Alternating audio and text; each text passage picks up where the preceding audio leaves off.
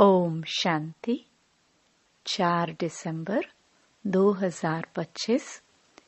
बाबा के महावाक्य। मीठे बच्चे, तुम्हें अभी बाप द्वारा दिव्य दृष्टि मिली है। उस दिव्य दृष्टि से ही तुम आत्मा और परमात्मा को देख सकते हो।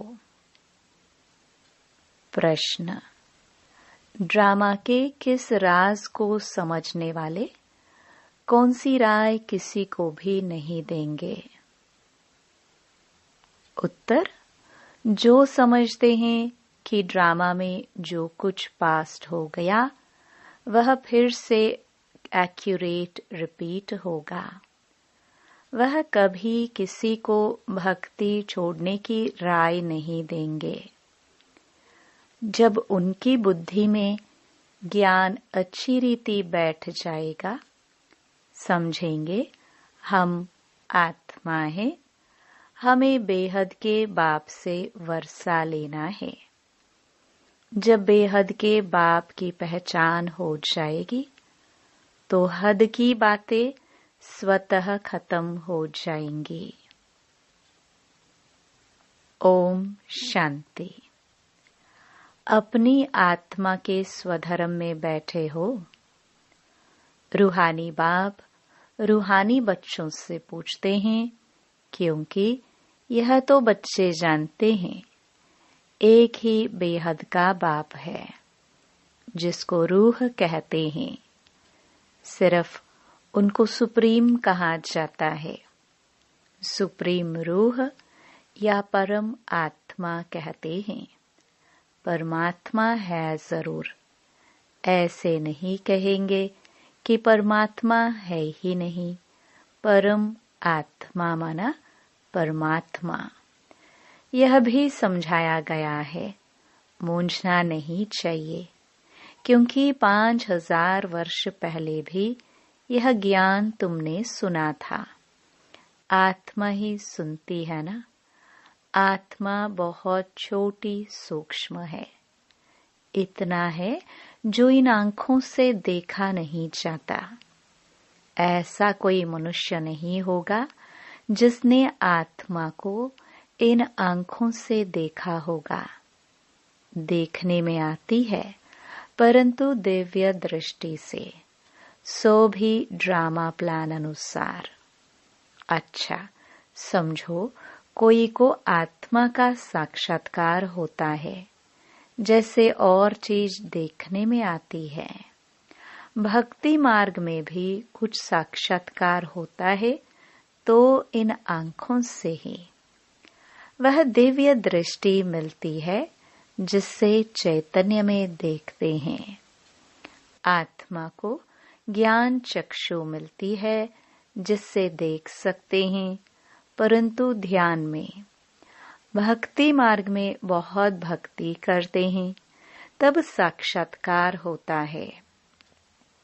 जैसे मीरा को साक्षात्कार हुआ, डांस करती थी। वैकुंठ तो था नहीं, 500-600 वर्ष हुआ होगा। उस समय वैकुंठ था थोड़ी। जो पास्ट हो गया वह दिव्य दृष्टि से देखा जाता है। जब बहुत भक्ति करते करते एकदम भक्तमय हो जाते हैं, तब दीदार होता है, परंतु उनसे मुक्ति नहीं मिलती। मुक्ति जीवन मुक्ति का रास्ता भक्ति से बिल्कुल न्यारा है। भारत में कितने ढेर मंदिर हैं। शिव का लिंग रखते हैं, बड़ा लिंग भी रखते हैं, छोटा भी रखते हैं। अब यह तो बच्चे जानते हैं, जैसी आत्मा है वैसे परमपिता परमात्मा है। साइज सबका एक ही है, जैसे बाप वैसे बच्चे।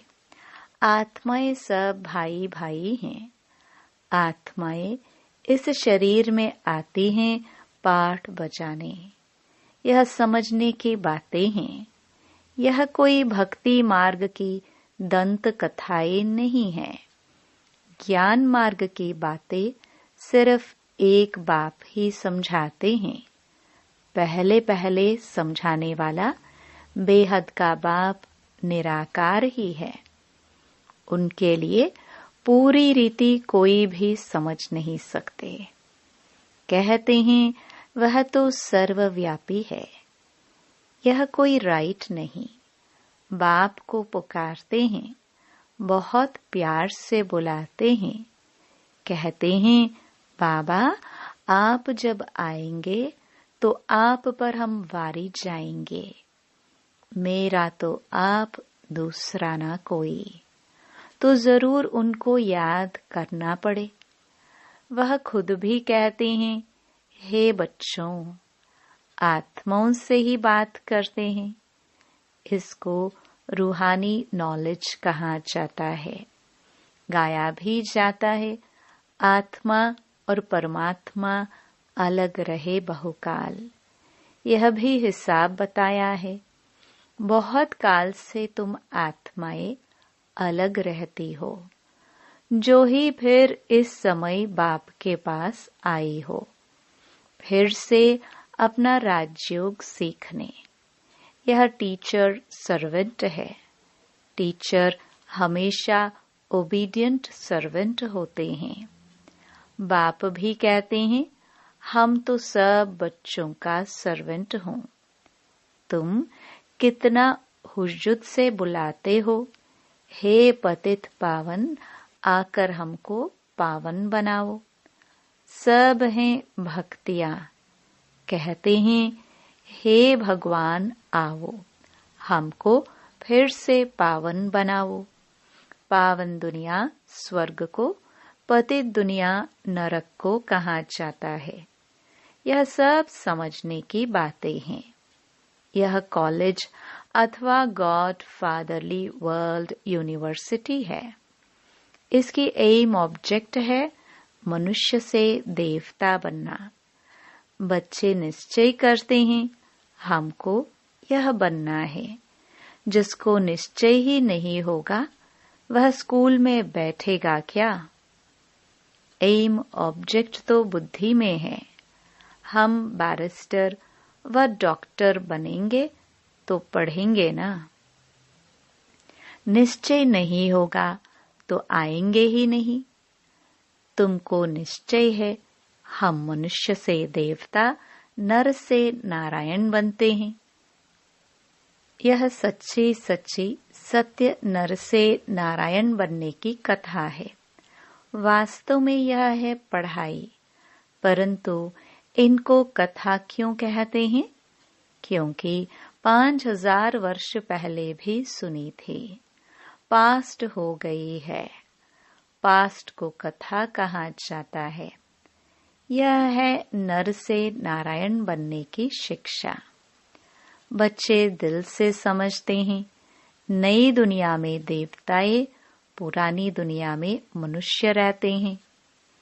देवताओं में जो गुण है वह मनुष्यों में नहीं है, इसलिए उनको देवता कहा जाता है। मनुष्य देवताओं के आगे नमन करते हैं। आप सर्वगुण संपन्न हो, फिर अपने को कहते हैं हम पापी नीच हैं। मनुष्य ही कहते हैं, देवताओं को तो नहीं कहेंगे। देवताएं थे सतयुग में, कलयुग में हो ना सके। परंतु आजकल तो सबको श्री श्री कह देते हैं। श्री माना श्रेष्ठ। सर्वश्रेष्ठ तो भगवान ही बना सकते हैं। श्रेष्ठ देवता सतयुग में थे। इस समय कोई मनुष्य श्रेष्ठ है नहीं। तुम बच्चे अभी बेहद का संन्यास करते हो।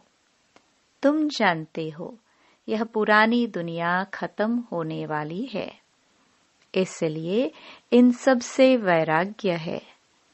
वह तो है हठयोगी सन्यासी। घर बार छोड़ निकले, फिर आकर महलों में बैठे हैं। नहीं तो कुटिया पर कोई खर्चा थोड़ी लगता है, कुछ भी नहीं। एकांत के लिए कुटिया में बैठना होता है, न कि महलों में। बाबा की भी कुटिया बनी हुई है। कुटिया में सब सुख है। अभी तुम बच्चों को पुरुषार्थ कर मनुष्य से देवता बनना है। तुम जानते हो, ड्रामा में जो कुछ पास्ट हो गया वह फिर से एक्यूरेट रिपीट होगा। इसलिए किसको भी ऐसी राय नहीं देनी है कि भक्ति छोड़ो। जब ज्ञान बुद्धि में आ जाएगा तो समझेंगे हम आत्मा हैं। हमको अब तो बेहद के बाप से वर्षा लेना है।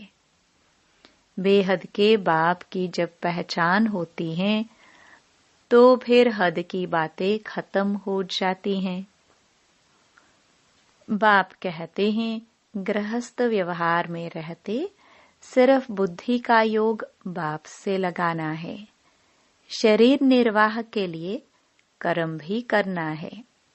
जैसे भक्ति में भी कोई बहुत नवधा भक्ति करते हैं, नियम से रोज जाकर दर्शन करते हैं।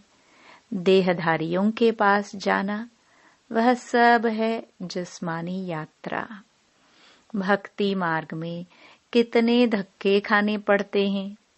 यहाँ कुछ भी धक्का नहीं खाना है। आते हैं तो समझाने के लिए बिठाया जाता है। बाकी याद के लिए कोई एक जगह बैठ नहीं जाना है। भक्ति मार्ग में कोई श्री कृष्ण का भक्त होता है तो ऐसे नहीं चलते फिरते श्री कृष्ण को याद नहीं कर सकते। इसलिए जो पढ़े लिखे मनुष्य होते हैं कहते हैं, श्री कृष्ण का चित्र घर में रखा है, फिर तुम मंदिरों में क्यों जाते हो?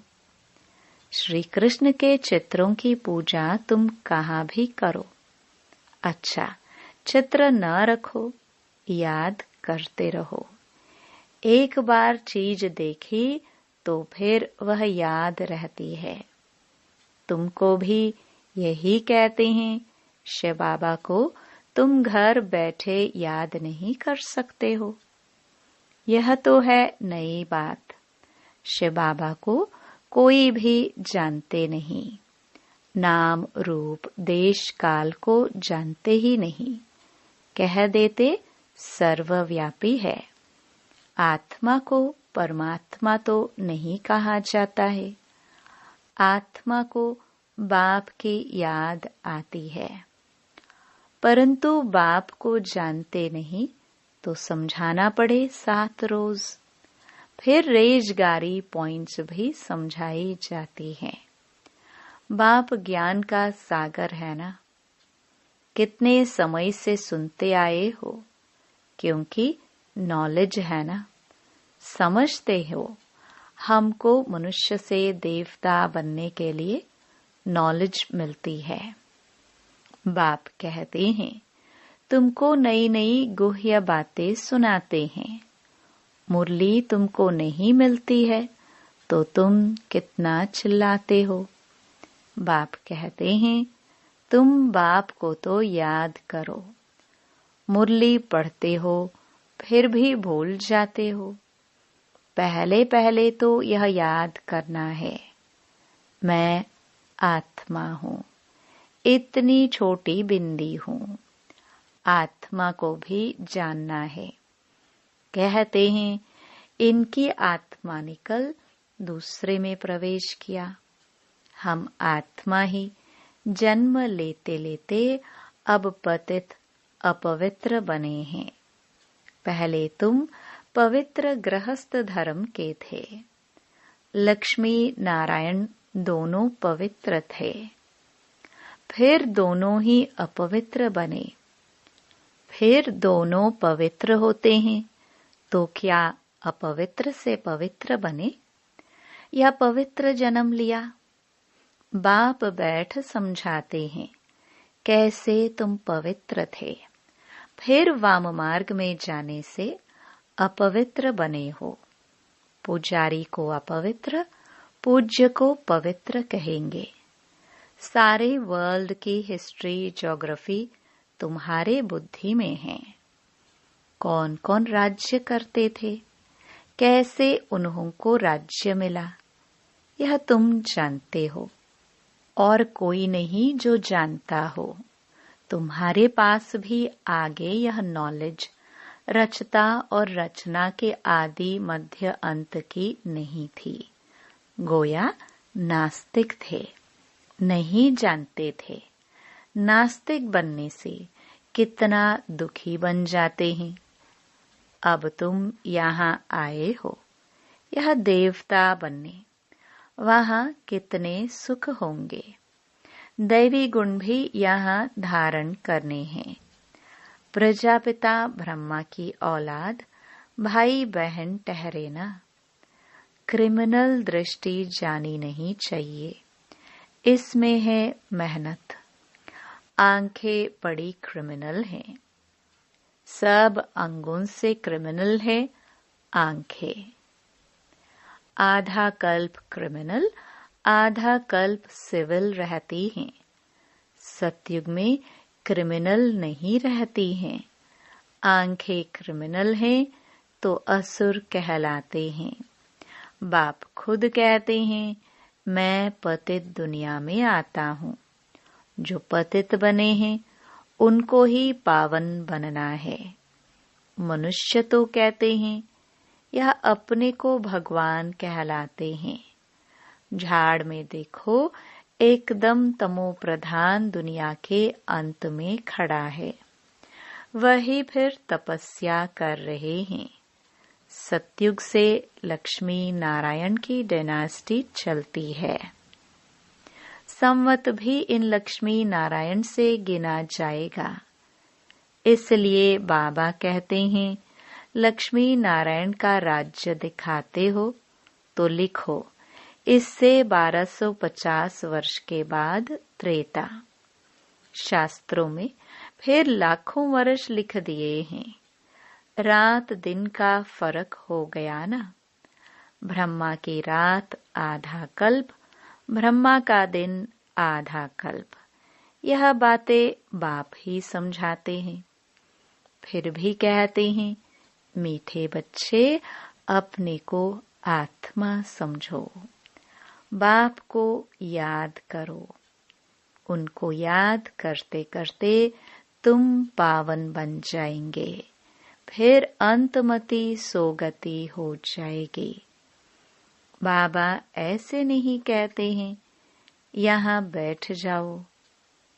सर्विसेबल बच्चों को तो बिठाएंगे नहीं। सेंटर्स, म्यूजियम आदि खोलते रहते हैं। कितने को निमंत्रण बांटते हैं। आखिर गॉडली बर्थ राइट, विश्व की बादशाही लो। तुम बाप के बच्चे हो। बाप है स्वर्ग का रचयिता, तो तुमको भी स्वर्ग का वर्षा होना चाहिए। बाप कहते हैं, मैं एक ही बार स्वर्ग की स्थापना करने आता हूँ। एक ही दुनिया है जिनका चक्र फिरता रहता है। मनुष्यों की तो अनेक मतें, अनेक बातें हैं। मत मतांतर कितने हैं। इसको कहा जाता है अद्वैत मत। झाड़ कितना बड़ा है, कितनी टाल टालियां निकलती हैं, कितने धर्म फैल रहे हैं। पहले तो एक मत, एक राज्य था। सारे विश्व पर इनका राज्य था। यह भी अभी तुमको मालूम पड़ा है। हम ही सारे विश्व के मालिक थे। फिर 84 जन्म भोग कंगाल बने हैं। अभी तुम काल पर जीत पाते हो। वहां कभी अकाले मृत्यु होता नहीं। यहाँ तो देखो, बैठे बैठे अकाले मृत्यु होती रहती है। चारों तरफ मौत ही मौत है। वहां ऐसे नहीं होता। पूरी एज लाइफ चलती है। भारत में प्योरिटी, पीस, प्रॉस्पेरिटी थी। 150 वर्ष एवरेज आयु थी। अभी कितनी आयु रहती है? ईश्वर ने तुमको योग सिखाया तो तुमको योगेश्वर कहते हैं। वहां थोड़ी कहेंगे इस समय तुम योगेश्वर हो। तुमको ईश्वर राजयोग सिखा रहे हैं, फिर राजेश्वर बनना है। अभी तुम ज्ञानेश्वर हो, फिर राजेश्वर अर्थात राजाओं का राजा बनेंगे। अच्छा, मीठे मीठे सिखिलदे बच्चों प्रति माता पिता बाप दादा का याद प्यार और गुड मॉर्निंग। रूहानी बाप के रूहानी बच्चों को नमस्ते। धारणा के लिए मुख्य सार। पहला, आंखों को सिविल बनाने की मेहनत करनी है। बुद्धि में सदा रहे हम प्रजापिता ब्रह्मा के बच्चे, भाई बहन हैं, क्रिमिनल दृष्टि रख नहीं सकते। दूसरा, शरीर निर्वाह अर्थ कर्म करते बुद्धि का योग एक बाप से लगाना है। हद की सब बातें छोड़ बेहद के बाप को याद करना है। बेहद का सन्यासी बनना है। वरदान। बाबा शब्द की स्मृति से कारण को निवारण में परिवर्तन करने वाले सदा अचल अडोल भव।